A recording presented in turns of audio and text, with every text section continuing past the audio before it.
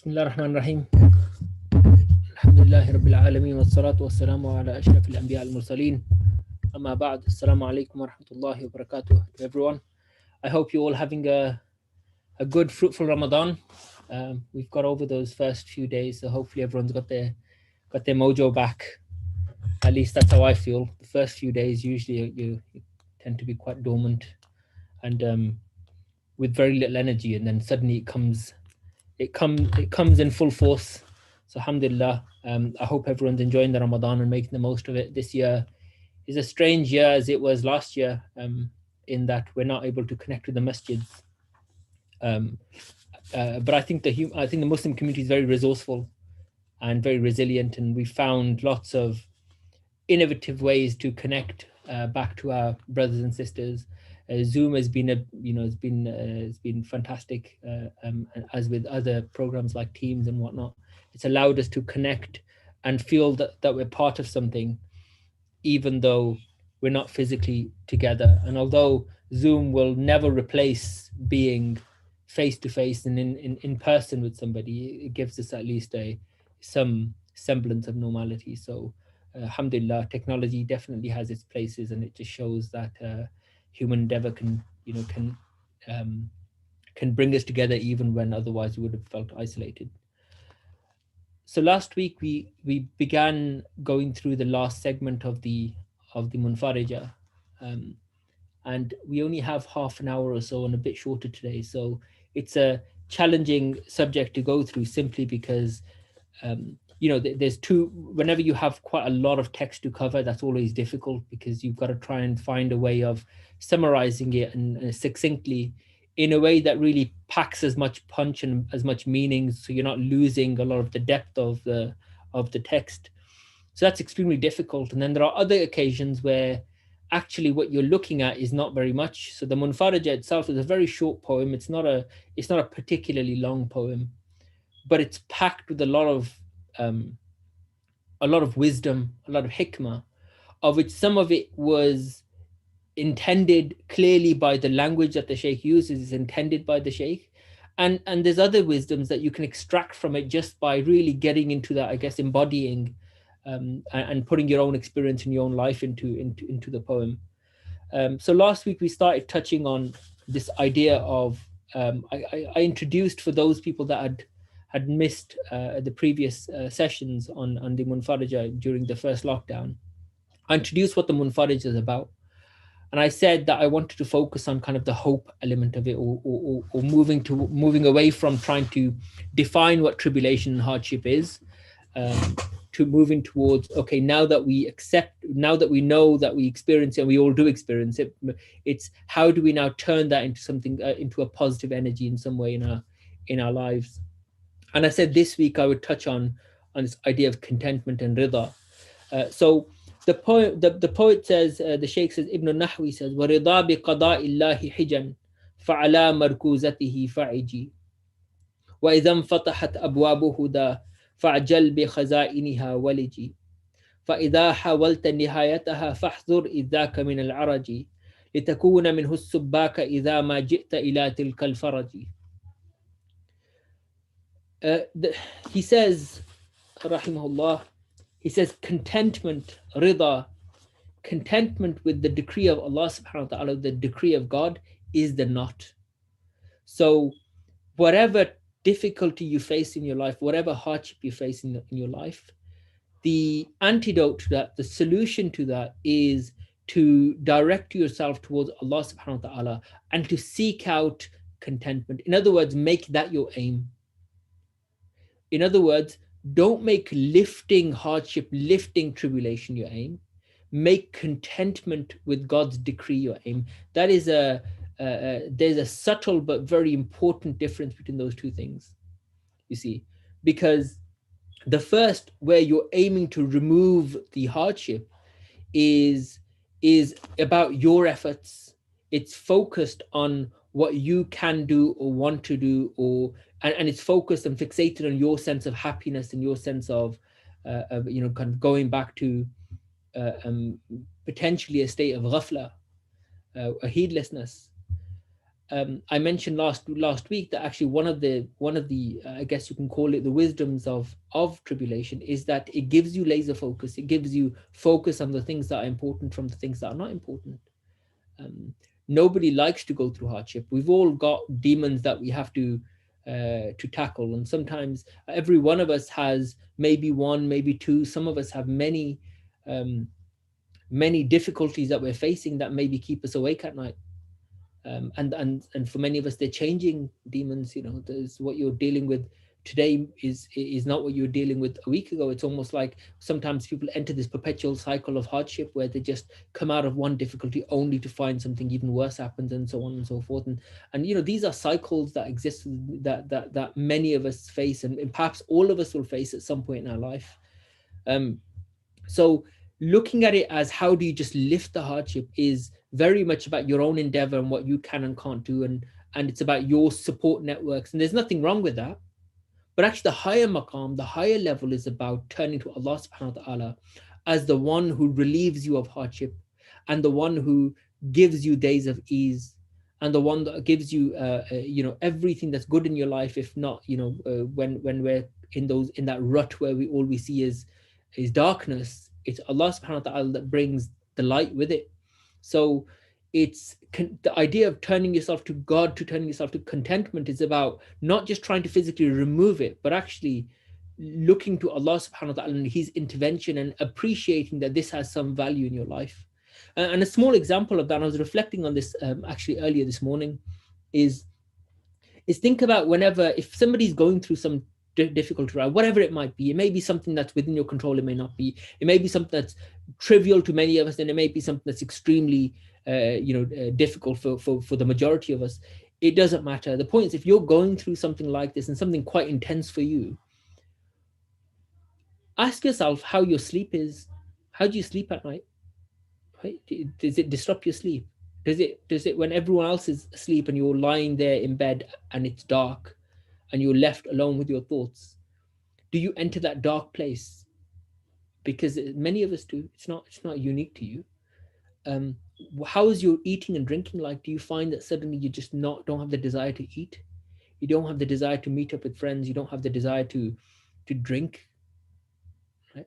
That's quite a powerful reminder, because when hardship hits us, immediately we realize what's important. It completely it gives you that focus, so you see what's important and what's not important. You begin to see the things that are necessary in your life, the things that you need for your survival and for your spiritual nourishment and success, and those things that are all superfluous, and in the grand scheme of things, they are unimportant.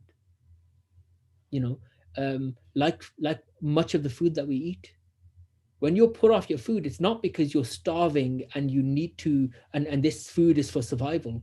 This is extra food we take on as a habitual, as a social routine that we have, all of us have. And I don't mean to make people feel guilty about it. It's something that we just do. It's more about understanding and just reflecting on that, to think, when we are struck with adversity, we suddenly realize everything that you let go of, or the majority of things that you let go of, are the things that in reality, in the grand scheme of things, when all is said and done, they're unimportant. And nothing does that to us. Nothing will ever do that to you like adversity will, like hardship will, like difficulty in your life will, like rejection will.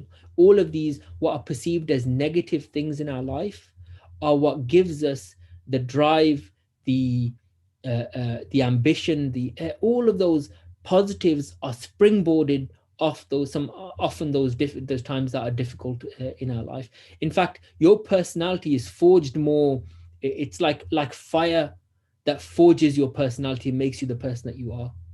It makes you a stronger person if you allow it to. It makes you a better, more resilient person. It allows you that every calamity you face becomes easier in many ways to manage because of what you've been through.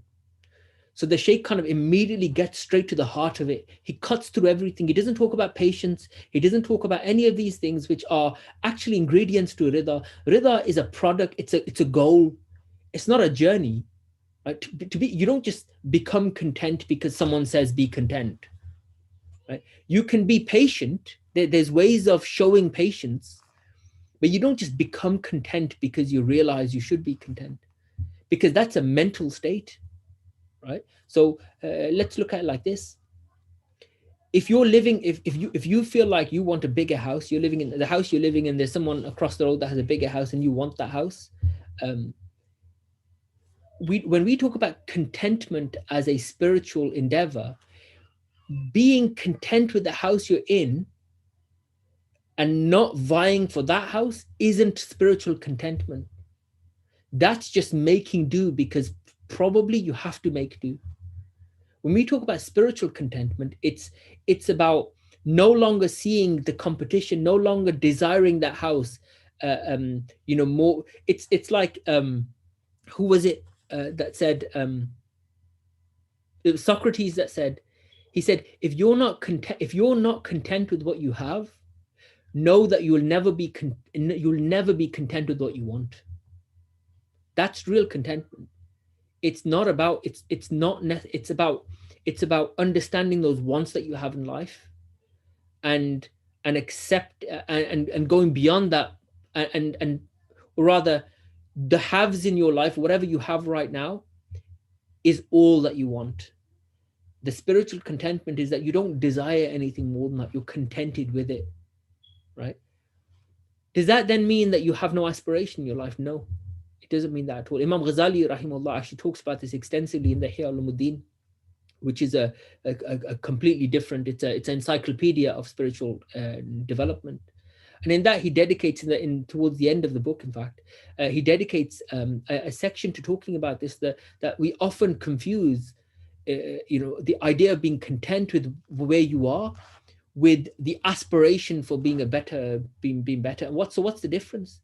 The difference is that when we talk about contentment, we talk about not wanting from the dunya in terms of your heart, not desiring for the sake of yourself.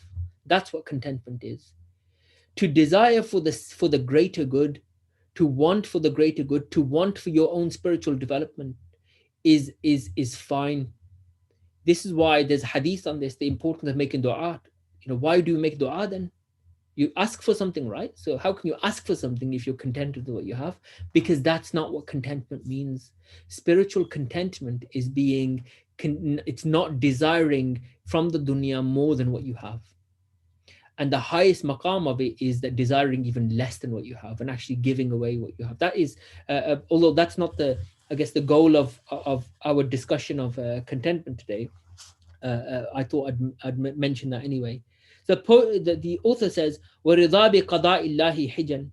The contentment with God's decree is the knot. It holds everything together. It's what will take you out of, it will help you from looking at hardship as it'll help you from fearing hardship to just seeing it as almost separately to your connection with Allah subhanahu wa ta'ala, as if like it will connect you to God. Imam Ghazali rahimahullah, he gives a beautiful example actually, which today you could probably tweak it slightly in terms of the scientifically. But he gives this example of, he says, contentment with God is like feeling pain, right? It's feeling pain, but not experiencing pain, but not feeling it. And he says it's like somebody who's in the heat of a battle. When you're in the heat of a battle, he said some people are injured, they are seriously injured, but at the time they don't feel it. And he said the reason why they don't feel it is because their attention is not on the wound. They're not directing themselves to the affliction, the hardship, they're not there fixated on that pain, and they're not afraid of it. They're not worried about their life, because that's the result of the pain, that you will lose your life. They don't think about that. He said they have another goal. Now today we would say it's the adrenaline rush, that what adrenaline does is that it dampens that pain, because it's a fight or flight response. You don't have time in that moment to worry about feeling pain. You need to get on and survive. So as a survival mechanism, that pain has to be dampened so you can get on and hopefully survive and win that battle. But the analogy is true. The analogy, therefore, for us is when we're experiencing hardship, we face up to that hardship, But the way we do it is we direct ourselves to something else. We direct ourselves to Allah subhanahu wa ta'ala. And we direct ourselves to him, not as a way of dampening the pain. It's not necessarily about getting rid. It's about realizing that Allah subhanahu wa ta'ala is the source of your happiness. He's the source of contentment. He is the one that will relieve that calamity from us. And when you do that, it will remove that it somehow doesn't feel, as Imam Ghazali says, that you feel the same level of pain as somebody in battle whose aim is to win. It's not about feeling and experiencing pain. They don't have time to feel pain. He says, so make it your focus. Make contentment, make Allah subhanahu wa ta'ala and being content with his decree, make that your focus. There's a proverb that goes, it's actually Imam Ghazali also says this. He says, he who, it's not Imam Ghazali, this is Sari Asakhati, it's attributed to, who says, don't expect God to be content with you if you're not content with him. Don't expect God to be content with you if you're not content with him. And being content with God is not celebrating all the good things of your life, that you have in your life. That's easy to do, right? What's easier to do. Being content with God is that you give Allah subhanahu wa ta'ala the same gratitude and appreciation when he remembers you with hardship as you do when he remembers you with ease. That is kind of the essence of contentment, that we turn to Allah subhanahu wa ta'ala and we find contentment. This is from Allah subhanahu wa ta'ala. So idea inna lillahi wa inna ilayhi raji'un. Everything is from God and it will return back to God. We are from God, we will return back to God. Accepting the decree of Allah subhanahu wa ta'ala. As I said, contentment it's a goal. It's not really a roadmap of how he doesn't give you a roadmap. He just tells you that redirect yourself, right? So what is that roadmap? Well, you could say, simply put, and there's we can spend months just talking about this, but simply put, there are a couple of. Is there? Okay, go tell mom about it. Close the door for me. It's my daughter. There you go. The ice cream man comes and all else is forgotten. So what are some of those I guess ingredients of contentment? Well, you need patience. You need to start with patience. In fact, before you even start with patience, you need something else. You need to be able to face up to it. He begins the poem how? Ishtaddi azmatu. Face up to your fear. Face up to that demon. Because the reason why often the hardships that we face are more about the unknown that comes with that hardship. It's not the physical thing. Like many of us, if you're in physical pain, if someone said this physical pain, will not devastate you in terms of physically, it's not going to cause you any harm. It's not going to have any long-term effects. So it's that if someone said that to you, that whatever pain you're experiencing, however bad it is, number one, it's going to have no long-term effects. And number two, that it's self-limiting, it's time limited. It's only going to last for an hour, 2 hours, 3 hours. If they said that to you, right? You'll bear with it. You will bear with it. And you'll bear with it in a way that somebody who is told, I don't know how long this pain will be for. I don't know if it's going to damage you for the rest of your life. So the question, of course, is why? Even if in the first instance that pain is excruciating, and the other instance it's a mild pain or a dull pain that you have to live with, it's not necessarily an excruciating pain. You will still probably put up with the excruciating pain more, because it's why a lot of people suffer a lot. Even if they have something seriously wrong with them, they suffer until they're given a diagnosis. And when they know the diagnosis, it may not be a good diagnosis, it may not be something, but they always feel happy, or contented at least. And they feel contented because at least they know what they deal. You can fight the enemy that you know. It's when you don't know you don't recognize the enemy, you don't know what you're dealing with, that's when it's hard. And many of us, when we face calamity, it's the unknown. Like when someone dies, you don't know what it's like to live without them, right? How do you face up to living every day knowing that somebody you depended on so much is no longer there and will never be there anymore? Like every day is an unknown. You're managing that. How are you supposed, when you lose a job, it's like you may have been in that job for 20 years. How do you go on to, normality after doing that? People retire after spending their entire life living for work. They retire, they don't know what to do themselves. There are many people that still dress up in their work outfit, retired people that dress up in their work outfit, because they're just their way of coping with what is really for them very difficult to cope with. That is for them calamitous, because they've never known how to live like that. Um, so there's an unknown element to hardship which we really struggle to manage, and that's normal. We all find it hard to deal with the unknown. So therefore, the Sheikh says, Ishtaddi, face up to it, because when you face it square on, you lose the unknown aspect to it. When it's no longer unknown, let me tell you, you've already solved 90% of it. Think about when you have a bad dream. When you have a bad, if those of you who suffer from regular nightmares, or even if you don't have them often, some of us don't remember our dreams more often, most of the time, but you'll still have the odd vivid dream that you remember. um, there are some common themes in nightmares.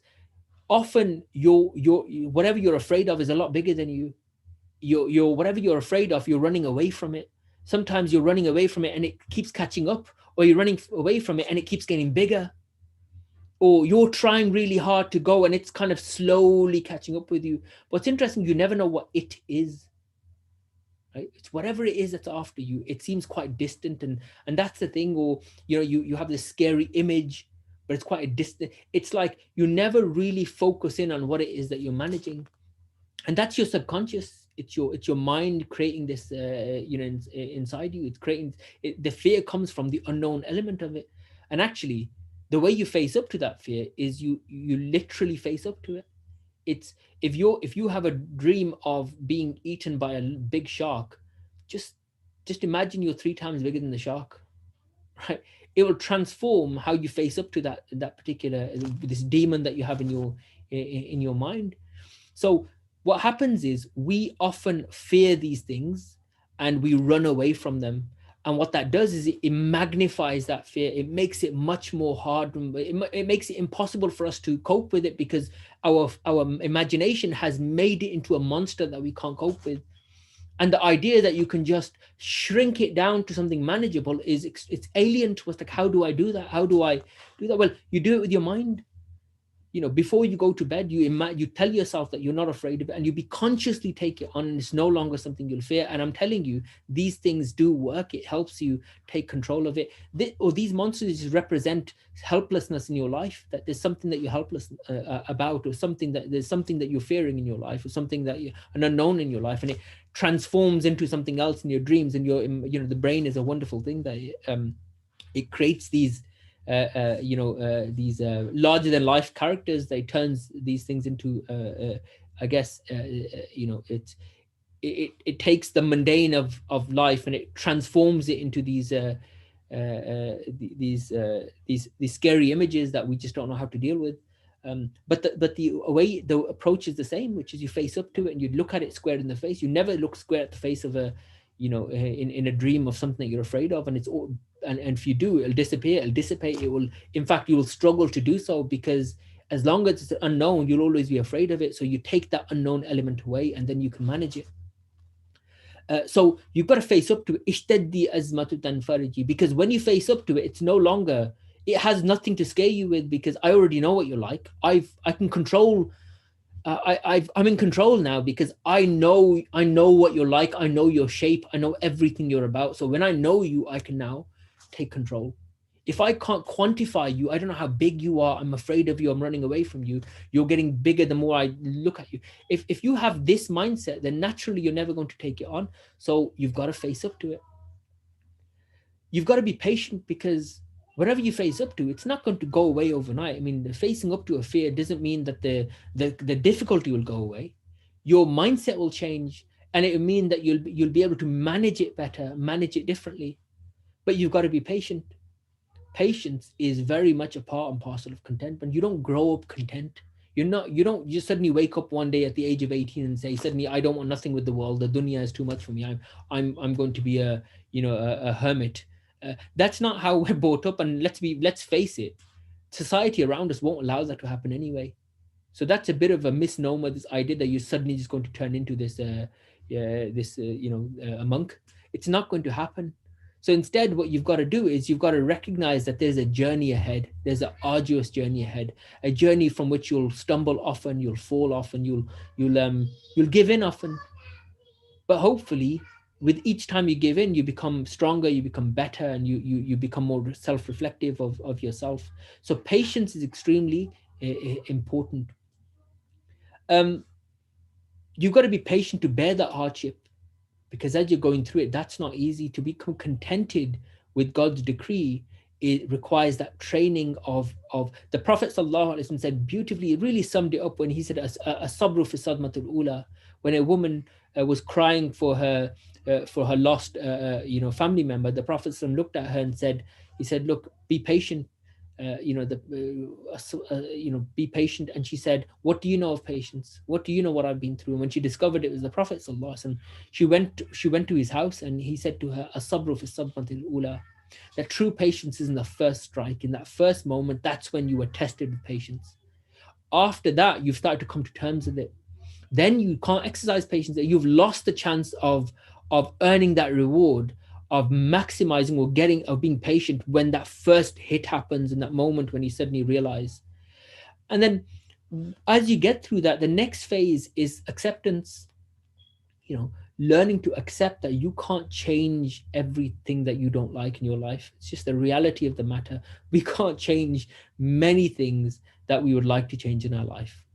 Right? So coming to terms and accepting that something is going to be a part of your life is very, very important as a journey towards becoming content in the decree of Allah subhanahu wa ta'ala. And there are many other things that we can do, but ultimately these are ingredients that we need in order to become contented, that when Allah subhanahu wa ta'ala when we experience some affliction of whatever magnitude it may be, that our mind and it's kind of transformed, where we're no longer seeing it as, how do I just remove it, this is too much for me, to saying, how am I, it's this is from Allah subhanahu wa ta'ala, and I can run away from it and I can pretend it's not happening, or I can understand it and I can support, I can help. If it's someone else that's going around, going through it around you, it's how can I support that person? How can I make it easy for them? How do I stop thinking about how I feel about something and the loved ones that maybe are going through it? How do I stop thinking about myself and start thinking about them and make their life a little easier?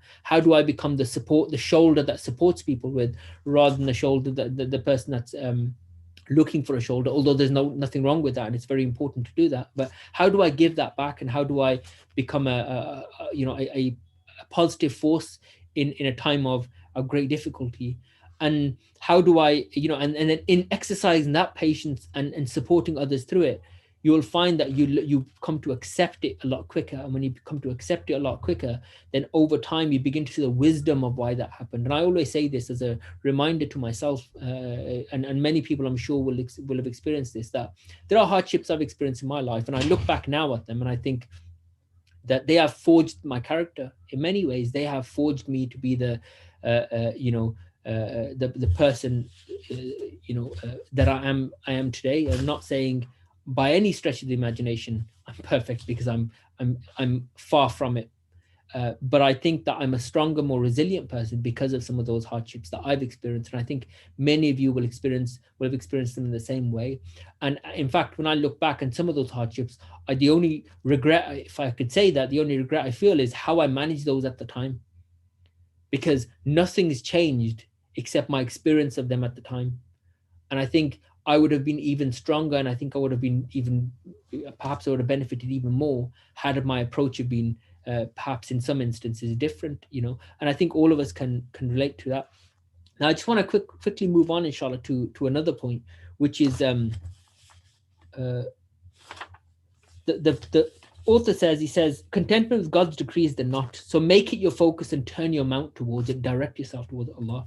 He says, so if the doors of guidance are opened, he says, when the doors of guidance are opened, he said, then hurry into their treasures and stay there.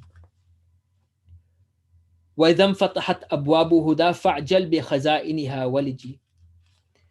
So he refers to interestingly refers to adversity. Then if contentment is ultimately saying what you need to have, he kind of uses this interesting metaphor, this idea of hardship being guidance. Hardship is guidance. And as that hardship unfolds, he calls that its treasures.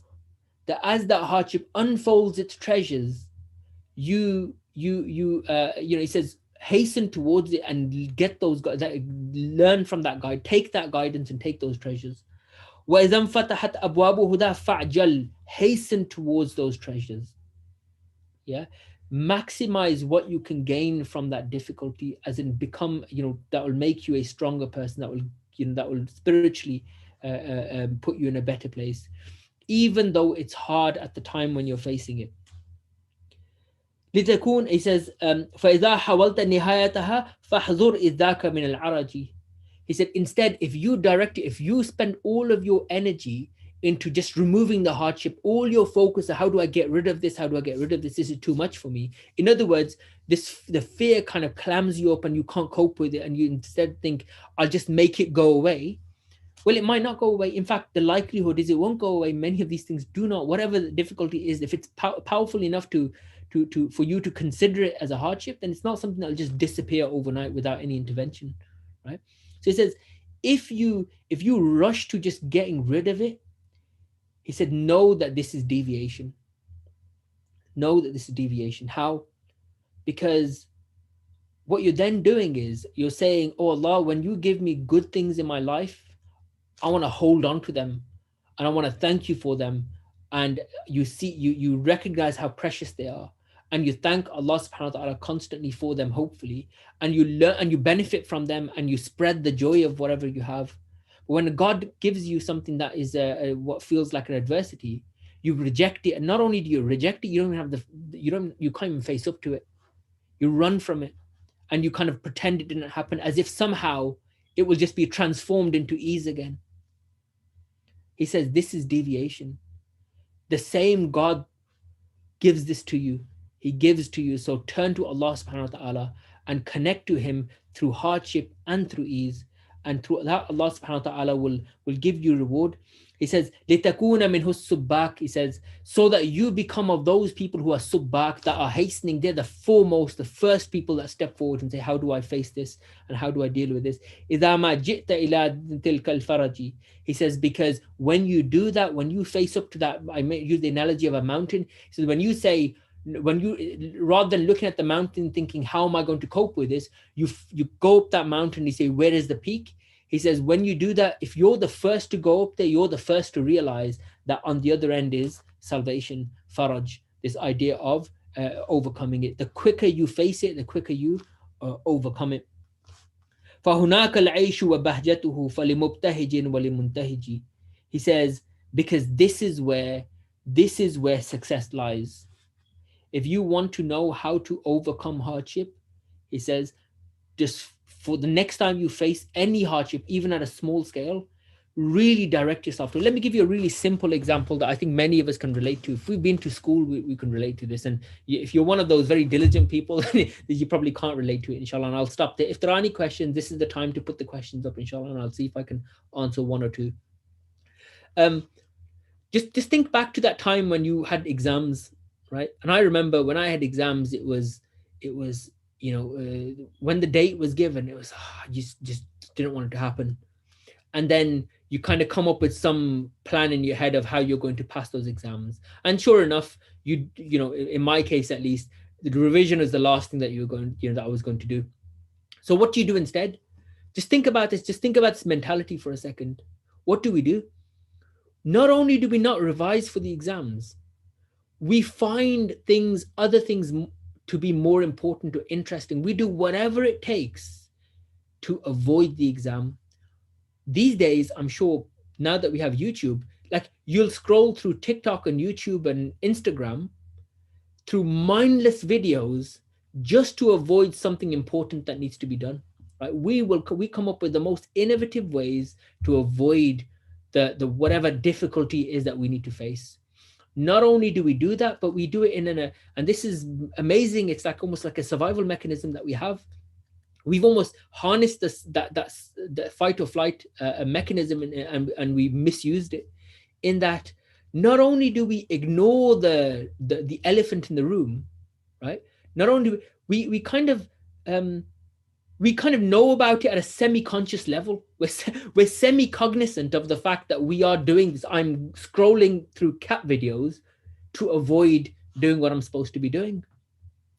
So we avoid the stuff that we ought to do um, by doing stuff that really we shouldn't do. And actually, I use that metaphor because all you're doing is you're avoiding what you should do by doing something you shouldn't do. And religiously speaking, and it's it's just kind of just, let's call that a sin for a second, because what is a sin? Sin is a sin. A ma'siyah is to do what you shouldn't do. A ma'siyah is to do what you shouldn't do.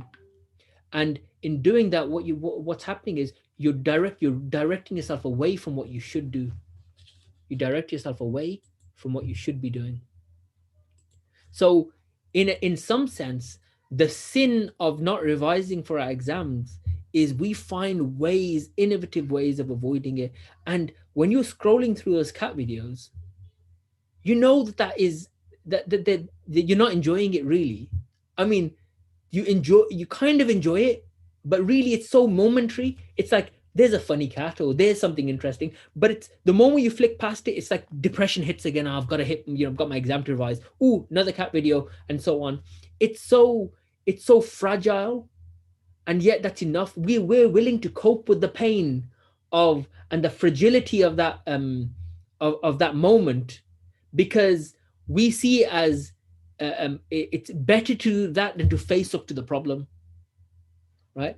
And then eventually exam day comes, and the day before, you can't, there's only so many cat videos you can watch, and there's only so much you can ignore it. You have to, because now what's happened is that the pain of not doing has become so critical and acute that the cat videos won't do it anymore.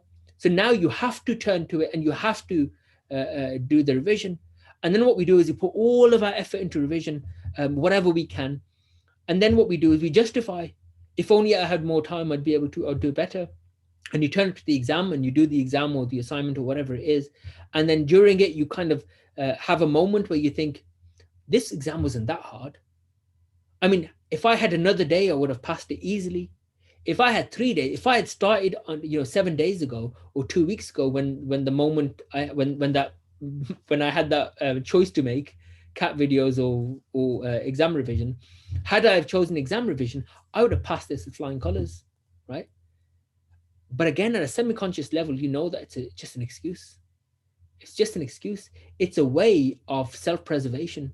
When you spin yourself that story, you tell yourself, I could have done it, but I didn't. So it's not really, it's like telling yourself you're good enough, right? You're good enough. This exam result doesn't define who you are. So we justify. Just imagine now in a parallel universe somewhere that there's another version of you who 2 weeks earlier had the choice between cat videos and revision, and chose revision, chose to face up to that demon of, I've got an exam and I've got to face up to it. I'm not going to watch YouTube. I'm going to make a plan. And in my plan, I'm going to set aside 2 hours a day for the first week and an hour a day for the last week. And the last day I'll put 4 or 5 hours in, puts that in. And then you tell yourself, as part of that, now that you've done, the moment you do that, I guarantee you, when you put a plan together, and those of you who are diligent and plan will know this, because the moment you get the plan together, it feels so good, because you've quantified the problem. When you quantify the problem, when you can stare at it on a page and say, that's what I'm going to deal with, it suddenly becomes manageable. People like me find it hard to do that because we're not wired that way. But I see the value in it. People who are very fortunate because they really experience it. So that person in this parallel universe, the other version of you, opens that plan up and says, I'm going to do that, and then thinks, but what if I become overwhelmed by it? Okay, I know what I'll do. I'll tell myself that everything, I'll watch as many cat videos as I want, and I won't think about the exam for a second until I hit 6 o'clock, which is when my exam time, when my revision time starts. I will enjoy life to the fullest in every other moment except those 2 hours that I spend. And they do that for a week. And every day that they do it, the problem, that page that they wrote their exam revision notes on becomes smaller and smaller and more manageable. They conquer half of it. When you cross 50%, you are completely in control now. Right? Now, come exam day, you probably will feel the same pain as somebody who didn't do much revision. It probably is, because, but not for the same reasons. You see, you may feel as bad. You will feel, as at the time, you will think you feel as worse, as bad as the other person, but the result will not be the same. The result will not be the same. Now, that's kind of an analogy of hardship, in that whenever we find some difficulty in our life, it's kind of our nature to try and avoid it. And many of us distract ourselves from it in whatever way we can, thinking that somehow that'll solve the problem. But there comes a day you have to face it. You cannot escape many hardships. So you can be that person that is forced to face it and is ill prepared, and then overcomes it, and then shows some sense of gratitude, even though when the time came, they didn't prepare. When the time came, they weren't patient. You can be that person, or you could be the person in that parallel universe somewhere, the other version of you that put the work in and faced it and felt the same pain as you did, but the result is different. The result is that Allah subhanahu wa ta'ala will give them the reward of facing up to that fear, of exercising patience, of learning to come to terms with it and accepting it sooner, and of ultimately becoming inshallah, becoming content with whatever difficulty that they were facing. فهج الأعمال إذا ركضت فإذا ما هجت إذا انتهجي. So the Sheikh says, so prepare your actions, prepare yourself. Why does he say that? And I'll end there. Because, so why is it better to prepare for hardship, and why is it better to go through the stages of facing hardship rather than avoiding it? Because, it's much easier to avoid something when you'll only experience it once in your life. If there's one person in your entire life that you will never see again, and you gotta face up to something with them, look, as much as you should face up to it, I'd kind of get it if you just ran away from it. I'd kind of get it. It's easier. I'll never see them again. They're moving away to a different country, and whatever it is, I'll probably open more wounds than I'll close. So just, what, it's done with it. It's not the right thing to do, but I kind of get it. But the reality of hardship is that it comes in many faces, that there's no such thing as face it once and it's gone. It doesn't go away. So when you form a habit of ignoring it and avoiding it and being scared of it, that has an impact on your mental health. That has an impact on you as a person, on your spiritual health. But when you face it, each time you face it, you become braver. Like, you're somebody who revises every single time for an exam. You think you're suddenly going to throw away an exam just because because it's an hour longer than the ones you used to. No, you forged a habit now of dealing with these things. So therefore, the next time it comes along, you are going to take the same approach to it as you've done every single other time, and you will be prepared for success, and and coming out the other side, because you expected that every other time that you've done it. You are prepared as much as one can be prepared. So what you do is you kind of convert all those difficult feelings that you had, and the hard times, into a wisdom. This is what wisdom is, what hikmah is. Hikmah is forged in the fire of hardship. That's what wisdom is. You experience it over time. This is why people who are in their 50s, they've experienced a lot more than we have in our youth. And people in their 60s and 70s, they have wisdom because their character and everything is forged in all of those experiences that they had in their life, and it makes them a stronger person and someone that you can learn lessons and benefit from. وصلى وسلم وبارك على سيدنا محمد وعلى آله وصحبه وسلم.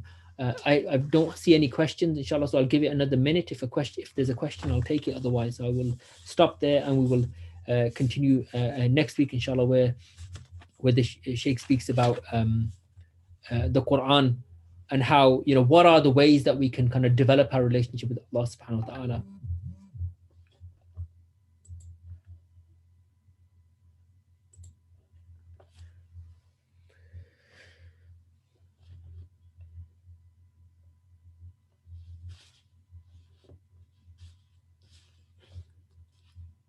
He says actually towards the end of on that section, which it's actually worth covering. He says, فَكُنِ الْمَرْضِيَّ لَهَا بِتَقِي تَرْضَاهُ غَدًا وَتَكُونُ نَجِي. It comes back to the exams analogy actually. He says, so be content. He said, so be content. He doesn't give you the roadmap because you got to face up to it whether you like it or not. It's just a question of when you face up to difficulty. So fakunil mardi says, so become content. Bitaqi tardahu. He said, and do that by having God consciousness. Bring God into your life. Do not exclude God from your times of hardship. Don't turn away from God when you need him most. Don't turn away from Allah when you need him most. Turn to Allah subhanahu wa ta'ala. Make dua to him. Ask Allah subhanahu wa ta'ala for help. Bitaqi, with this God consciousness that you have, that whatever difficulty you're facing, that Allah subhanahu wa ta'ala will alleviate it for you. Tardahu ghadan, and tomorrow you will be pleased with him, and you will please him subhanahu wa ta'ala. Wa takunu naji, and you will be successful in whatever endeavor you find yourself in. This has an ukhrawi meaning in that in the hereafter, Allah subhanahu wa ta'ala will reward you for that contentment with Allah's decree. But also in this world, when you prepare, when you put work into that exam, you may feel the same way about it in terms of two people in a room, one prepares, the other one doesn't. Both of them will feel sick to their stomach. But tell me that the person who prepared more, is not going to get the better mark. They will. Almost every time, 95% of the time, I would say at least that person would get the better mark. And that's an analogy of the hereafter, that you will be better off. Even in this life, you will be better off mentally. You'll be better off, inshallah, because you faced it in a way that meant that you were completely in control as far as you can be. I don't have any questions, inshallah, so I will end the stream here, or at least I'll attempt to end the stream here if I can.